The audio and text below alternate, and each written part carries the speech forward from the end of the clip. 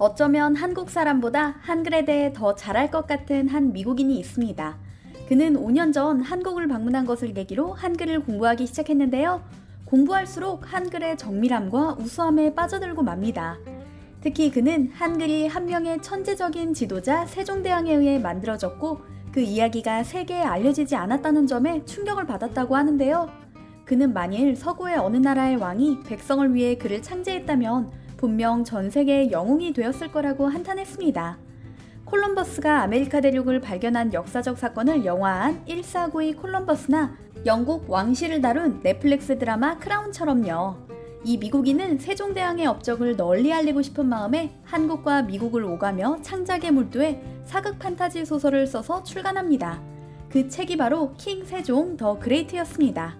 이 책을 쓴 작가는 1966년 미국의 MBC 방송국에서 드라마로 처음 제작한 후 지금까지 수많은 팬의 사랑을 받으며 이어지고 있는 인기 SF 시리즈 스타트렉 에피소드 60편을 집필한 작가이자 제작자인 조 메노스키인데요. 이 소설은 한국과 영어 두 언어로 동시에 출간됐으며 세계적으로 워낙 잘 알려진 작가인 덕에 책이 나오자마자 트위터에서 세종대왕이 실시간 트렌드에 오를 만큼 화제가 됐습니다. 조 메노스키가 제작자이기도 한 만큼 이 책을 원작으로 한 드라마 제작도 염두에 두고 있다고 하는데요. 조만간 넷플릭스에서 세종대왕의 이야기를 보게 될지도 모르겠습니다. 조 메노스키에 앞서 130년 전에 한글의 위대함을 서양에 알린 미국인도 있습니다. 초대 왕립 유경공원 교사였던 호머 헐버트는 1889년 뉴욕에서 발행되던 뉴욕 트리뷴에 한국어라는 제목의 글을 발표했는데요. 이 기사를 보면 그가 얼마나 한글에 매료되었는지 알 수 있습니다. 한글의 모음은 하나 빼고 모두 짧은 수평, 수직의 선 또는 둘의 결합으로 만들어진다 라고 설명하며 기고문에 직접 아, 오, 이, 우를 그려 표현하기도 했죠. 또한 한글로 세계 각국의 지리와 풍속을 기록한 순 한글 교과서 3인필지를 펴내기도 합니다. 3인필지는 선비와 백성 모두 반드시 알아야 할 지식이라는 뜻인데요. 이 책의 서문을 보면 그가 한글을 얼마나 사랑했는지 알 수 있을 정도입니다. 그는 한자 대신 한글을 사용하면 선비와 백성, 남자와 여자 누구나 널리 보고 쉽게 알 수 있을 것인데 사람들은 도리어 한글을 업신여기니 안타까운 일이라고 말하면서 이런 이유로 조선말과 한글에 익숙하지 않은 외국인이지만 부끄러움을 잊고 세계 각국의 지리와 풍속을 한글로 기록했다는 집필 의도를 밝힙니다. 헐버트의 활약은 책 집필에 멈추지 않았습니다. 1886년 고종이 세운 왕립 유경공원의 초대 교사로 초빙된 그는 학생들에게 대수학을 가르치고 일제강점기 전에 위태로운 상황에서 서양 사회에 조선이 처한 상황을 알리고자 노력했죠. 한편 한글에 매료된 외국 학자와 문학가들은 수도 없이 많습니다. 미국 유명 과학 전문지 디스커버리의 문화인류학자 제러드 다이아몬드는 세계 모든 문자 체계는 한글과 비교하면 수준 미달이다 라는 충격적인 발언을 했는데요. 그는 한글이 세계에서 가장 합리적인 문자라고 극찬하며 이 우수성 덕분에 한국인의 문맹률은 세계에서 가장 낮다고 말했죠. 제러드 다이아몬드는 그 유명한 총균쇠를 쓴 학자입니다. 소설 대지를 쓴 미국의 유명한 여류작가 펄 벅도 한글 예찬을 입에 닳도록 합니다. 한글은 전 세계에서 가장 단순한 글자이자 가장 훌륭한 글자라고요. 그녀는 세종대왕을 일컬어 한국의 레오나르도 다빈치라고 비유하기도 합니다. 몇 년 전에는 더 기가 막힌 일이 벌어집니다.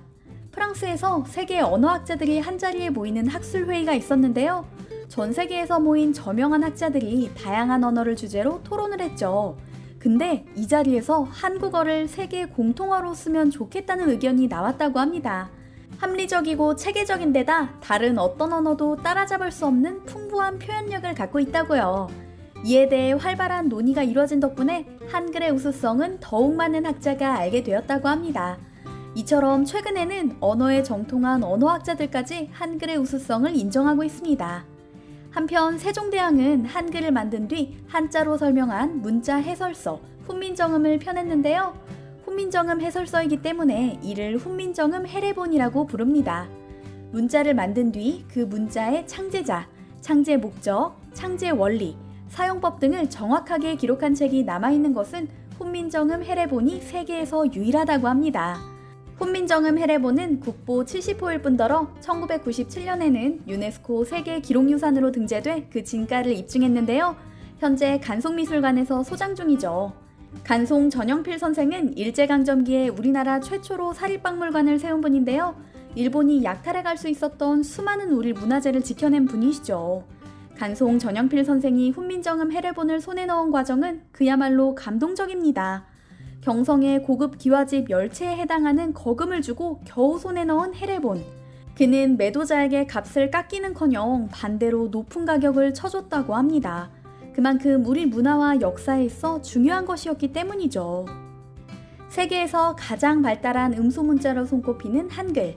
이제 한글의 매력을 좀 더 파헤쳐 보겠습니다. 우리가 쓰고 있는 한글은 모음이 10자이고 자음이 14자이며 받침이 27종 있습니다. 모음과 자음을 합치면 하나의 글자가 되고 여기에 받침을 더해 사용할 수도 있죠. 구성 원리가 매우 간단하기 때문에 하루만 열심히 배워도 문자 조합 원리에 따른 소리 내 읽기를 할 수 있을 정도입니다. 대부분 초등학생이 학교 입학 전부터 한글을 알고 있는데요. 영어와 가장 다른 점 중 하나는 필기체와 인쇄체가 없고 대소문자의 구별이 없이 글자대로 읽는다는 점입니다. 영어는 발음 규칙이 상당히 복잡해 기본 규칙과 다르게 발음되는 경우가 많죠. 또한 한글은 엄청나게 풍부한 표현력을 갖고 있습니다.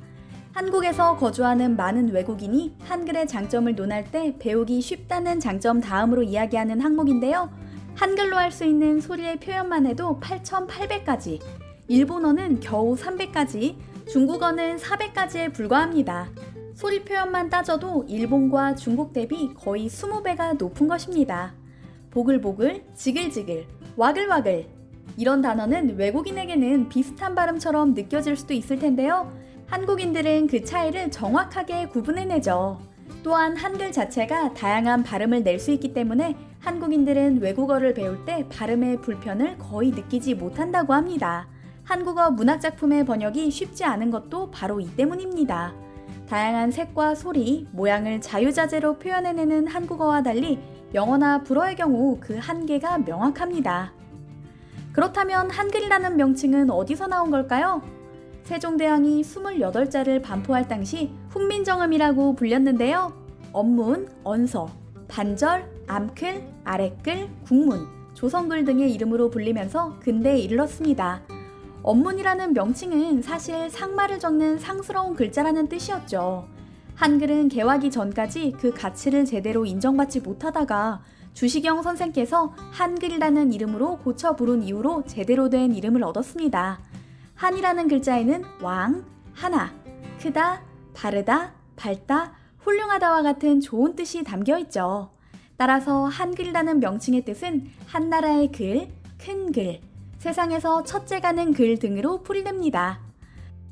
국립한글박물관이 2018년 1,000명을 대상으로 한글과 한글 문화에 관한 국민의식을 조사한 결과 86%가 한글은 세계에서 가장 뛰어난 문자라고 생각한다고 밝혔습니다. 또한 73%는 한글은 나를 표현하는 도구, 89%는 한글을 좋아한다라고 대답했죠. 한국인들이 한글을 얼마나 사랑하고 자랑스러워하는지 엿볼 수 있었는데요. 앞으로 한글의 우수성이 전 세계에 알려져서 많은 이들의 사랑을 받았으면 하는 바람입니다.